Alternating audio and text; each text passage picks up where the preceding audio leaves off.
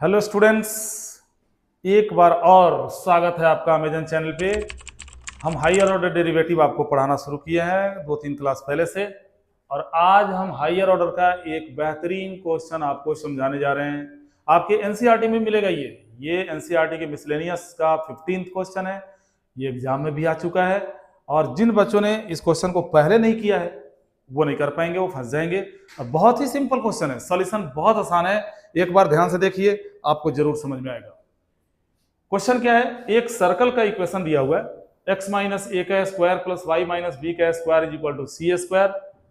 ये प्रूफ करना है, show that 1 plus d y by d x का square whole raised to the power 3/2 upon d two y by d x square is independent of a and b. मतलब हमें यह दिखाना है कि 1 plus d y by d x को क्या बोलते हैं, y1, 1 प्लस y1 का square whole raised to the power 3/2 upon y2 is independent of a and b. यानी इसका जो वैल्यू आएगा उसमें दोनों आर्बिट्ररी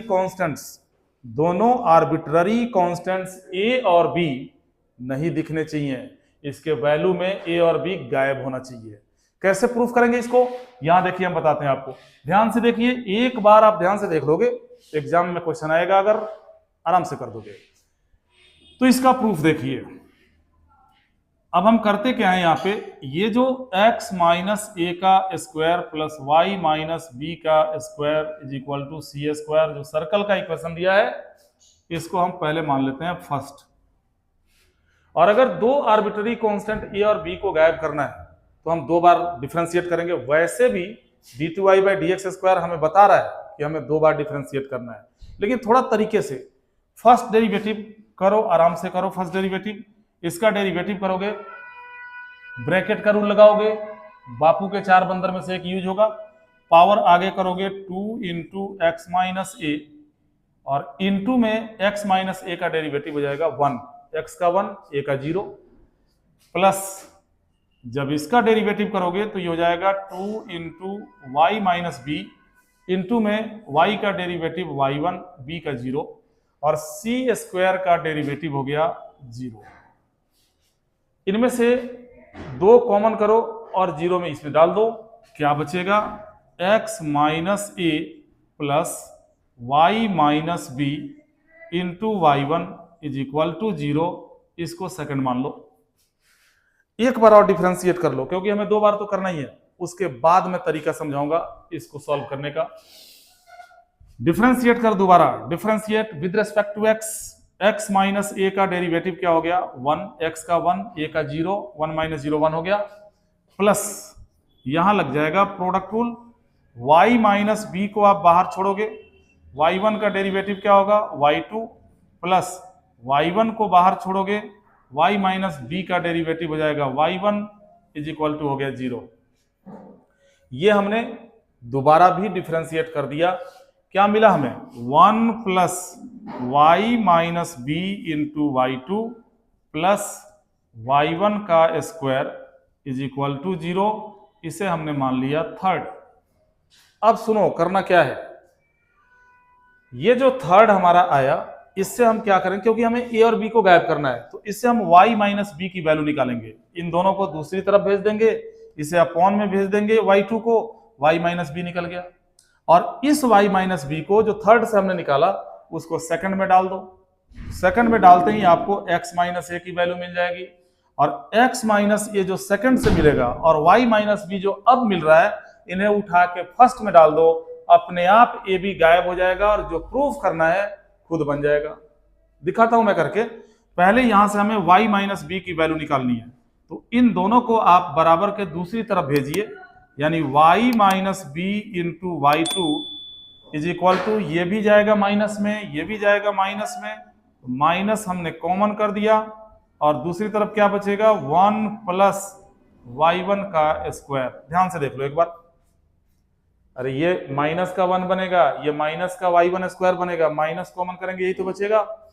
और y माइनस बी यहां से क्या मिलेगा, y माइनस बी मिलेगा माइनस 1 प्लस y1 का स्क्वायर, और सबके अपॉन में मिल जाएगा y2। इसी वैल्यू को उठा के, क्योंकि हमने थर्ड से निकाला है, सेकंड में डाल देना है।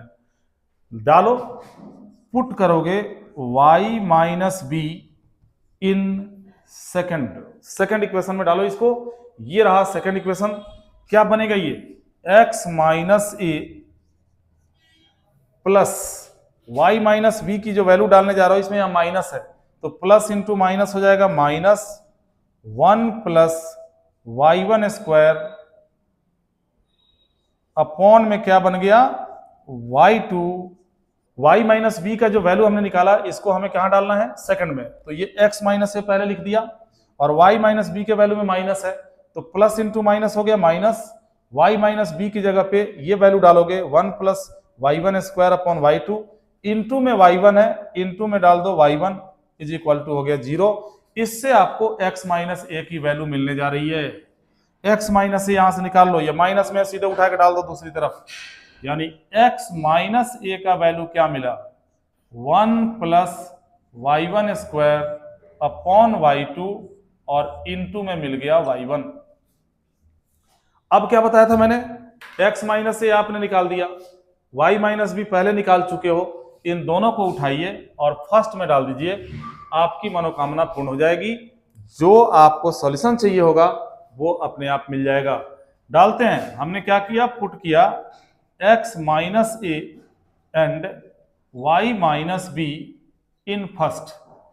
इस फर्स्ट इक्वेशन में डालना है, x माइनस ए का स्क्वायर है, यानी इस पूरे का स्क्वायर, तो स्क्वायर सब पे लगेगा, 1 प्लस y1 के होल स्क्वायर पे भी लगेगा, 1 प्लस y1 स्क्वायर का होल स्क्वायर हो जाएगा, इस पे भी लगेगा, y1 का स्क्वायर हो जाएगा, इस पे भी लगेगा, नीचे y2 का स्क्वायर हो जाएगा, बीच में प्लस का साइन है, प्लस डाल दो, और y माइनस बी की जो वैल्यू हमने निकाली है, y माइनस बी ये रहा, इसको यहां पे डालना है, स्क्वायर है तो माइनस का स्क्वायर हो गया प्लस 1 प्लस y1 का होल स्क्वायर, 1 प्लस y1 का होल स्क्वायर का स्क्वायर, और फिर नीचे y2 का स्क्वायर इज इक्वल टू हो गया सी स्क्वायर।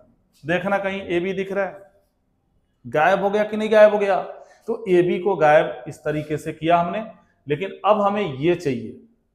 अब देखो ध्यान से इन दोनों को देखो, आपको दिखेगा कि 1 प्लस y1 स्क्वायर का होल स्क्वायर दोनों में से कॉमन हो रहा है, बीच में प्लस का साइन है, तो आप क्या करो 1 प्लस y1 स्क्वायर का होल स्क्वायर कर दो कॉमन।